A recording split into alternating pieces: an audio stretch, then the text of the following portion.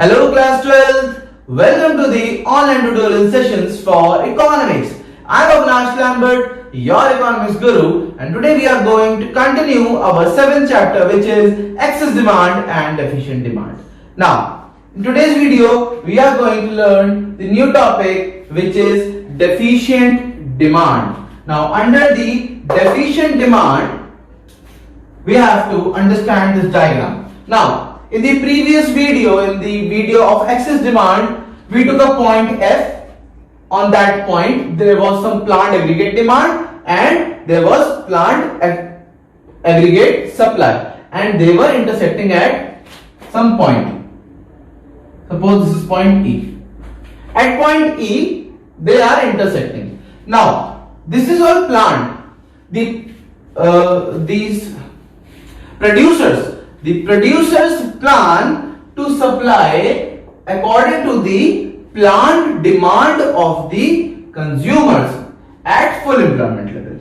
So, the producers have decided to produce this much amount of good as per the demand. So, this is all in the planning. This is all planned. But what actually happens?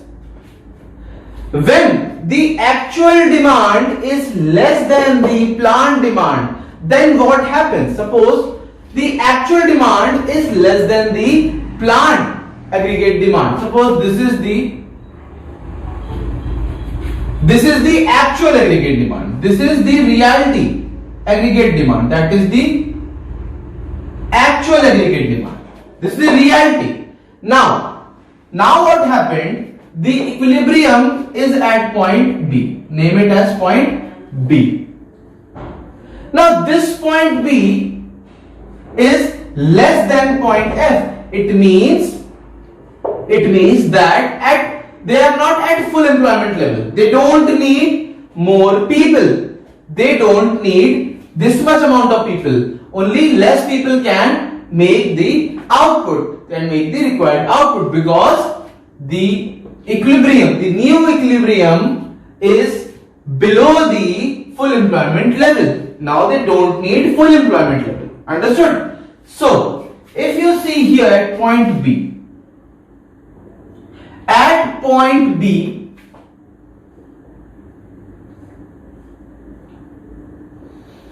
the aggregate demand is less than the aggregate supply. If you see this at point F, at full employment level, we are talking about the full employment level. Now, forget everything.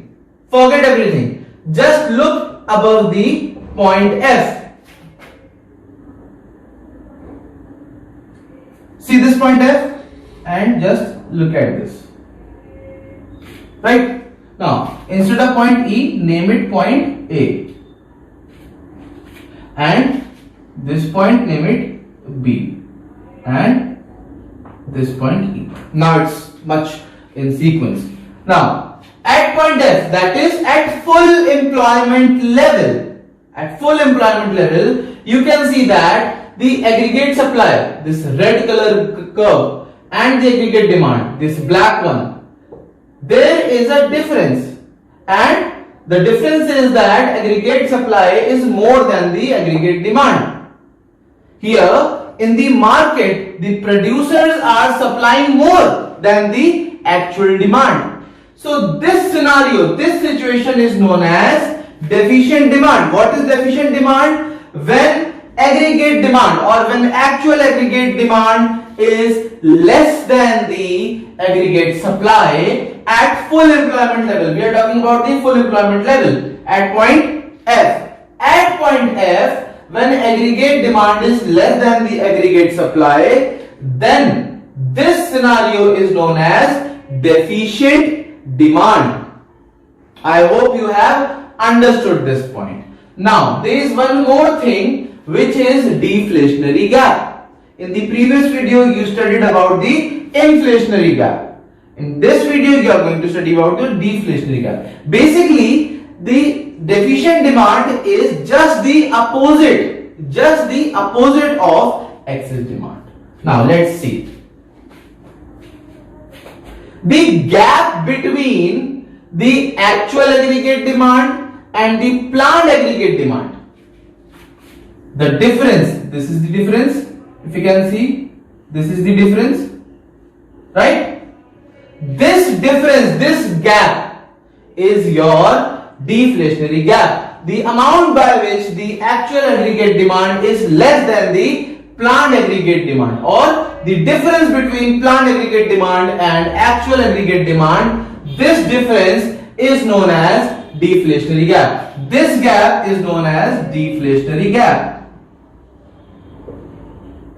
Deflationary gap. This gap is known as deflationary gap. In this diagram, AB is your deflationary gap. Now let's understand it again. When aggregate demand is less than aggregate supply at full employment level, then it is known as, this situation is known as deficient demand. See, this aggregate demand is less than the aggregate supply. So this is the deficient demand. Now the amount by which aggregate demand, the actual aggregate demand is less than the planned aggregate demand, this is known as deflationary gap. In the diagram it is AB. This is the gap between both the aggregate demands. The planned, the actual, the gap, the difference between both the diagram, both the curves is your deflationary gap. Now students, both the things could be asked in 1 mark questions.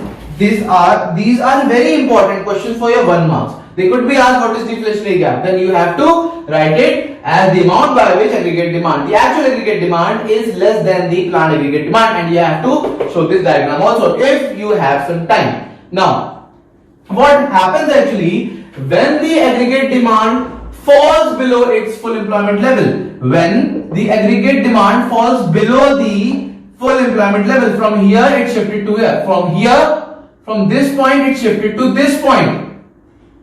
When aggregate demand falls below its full employment level, then this will lead to unwanted stock piling up with the producers, because the producers have produced more, they have supplied more, and the public, general public, is demanding less. So what will happen? There will be stock, lots of stock with the producers. कोई भी consumer इतना ज्यादा नहीं खरीदेगा क्योंकि demand नहीं है इतनी.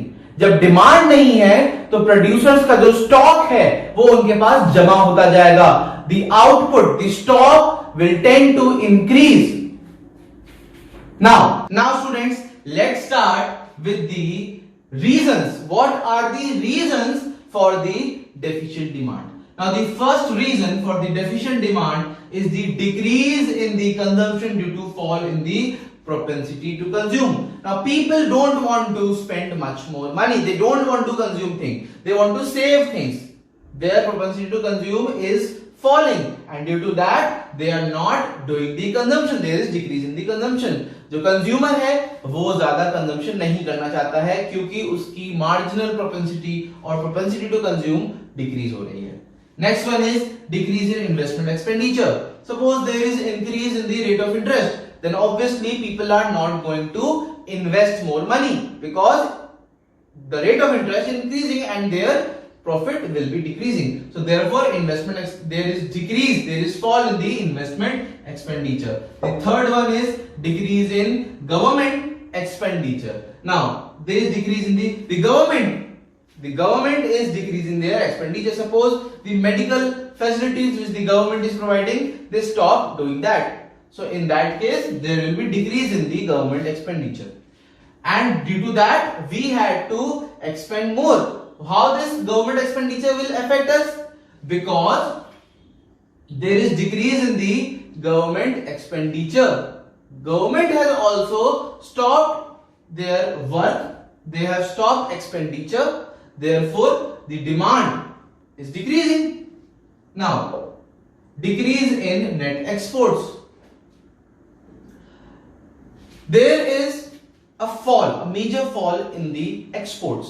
If you are not sending your goods to other country, obviously your demand will be very easily fulfilled. Remember the example in the excess demand. If you will send everything to the other countries, there will be shortage. But if you are not sending anything, then there will be the excess, and it might happen that people are not able to buy everything. Some product will be remaining. they won't be sold, they will be remain unsold. So in that case, there will be if there is decrease in the net export, there will be some stock which will be unsold. Next is decrease in money supply. Suppose the government, the banks, they have stopped giving us loans. So in that case, money supply is decreased, and if money supply decrease, we are not able to buy things. Next is increase in taxes. If the government is charging us more taxes, then in that case, we are not able to save more. If we have to give more taxes, then our money will remain, the saving will remain less, and we are not able to consume much. Now the next is effects. What are the effects of deficient demand? The first effect of the deficient demand or deflationary gap will be there will be fall in the general prices due to lack of demand. People are not demanding. They are not demanding, and their stock of goods is piling up in their warehouses. Now the producers will be like that, they want to sell their goods. They want to sell their remaining goods to have some normal profit. So in that case, they will be selling their goods in the least amount. So the prices of those goods will be decreasing. Why? Due to the lack of demand. Now there will be increase in stock of production. There will be increase in stock and production will go down. Like increase in stock. The stock of goods will be increasing because people are not demanding, and their production will be decreasing. They will stop producing things. Next is increase in involuntary unemployment. People will not be doing jobs. Why? Because at full employment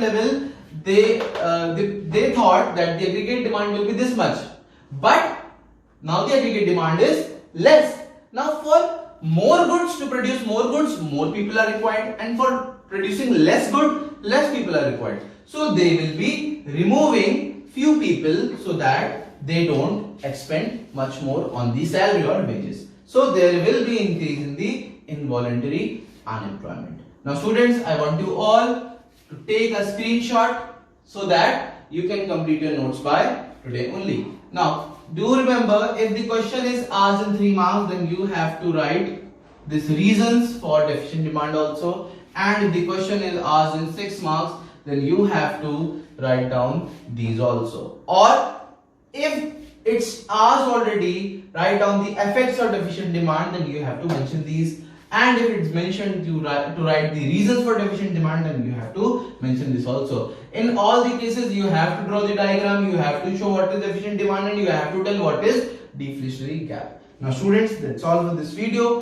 I hope you have understood everything. Now stay home, stay safe, and see you soon.